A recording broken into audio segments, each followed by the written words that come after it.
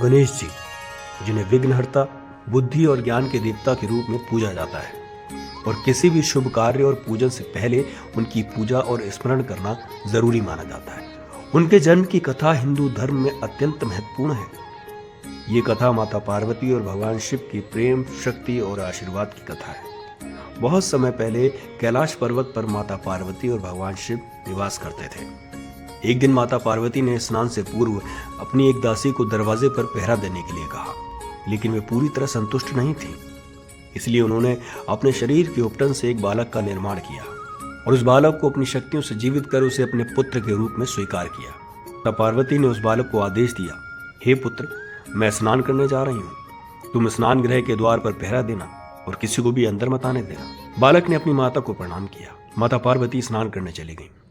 इसी बीच भगवान शिव अपनी तपस्या से लौटे और उन्होंने स्नान गृह में प्रवेश करना चाहा, पर उस बालक ने माता के आदेश के प्रति समर्पित होकर उन्हें अंदर जाने से रोक दिया। भगवान शिव ने इस बालक को पहली बार देखा और वो हैरान रह गए कि वो उन्हें रोकने की हिम्मत कैसे कर रहा है। शिवजी ने उस बालक को समझाने की कोशिश की, लेकिन वो बालक अपनी माता के आदेश के प्रति दृढ़ रहा और उसने शिवजी को भीतर नहीं जाने दिया। ये देखकर भगवान शिव को क्रोध आया।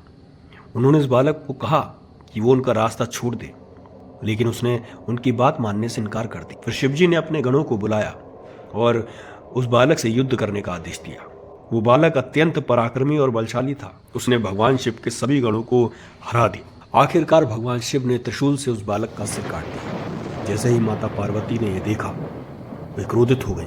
उन्होंने भगवान शिव से कहा कि आपने मेरे पुत्र को मार डाला, मैं इस पूरे ब्रह्मांड को संकट में डाल दूंगी। भगवान शिव ने माता पार्वती को शांत करने का बहुत प्रयास किया, उनसे क्षमा मांगी और उस बालक को पुनर्जीवित करने का वचन भी दिया और अपने गणों को आदेश दिया कि जाओ और किसी जीव के शिशु का सिर लेकर आओ जो उत्तर दिशा की ओर सो रहा हो और जिसकी माँ उसकी तरफ पीठ करके लेटी। और कुछ ही देर में भगवान शिव के गण हाथी के शिशु का सिर लेकर आए। भगवान शिव ने उस सिर को उस बालक के शरीर पर स्थापित किया और उसे पुनर्जीवित कर दिया। हाथी यानी गज का सर होने की वजह से उस बालक को गजानन गणेश कहा गया।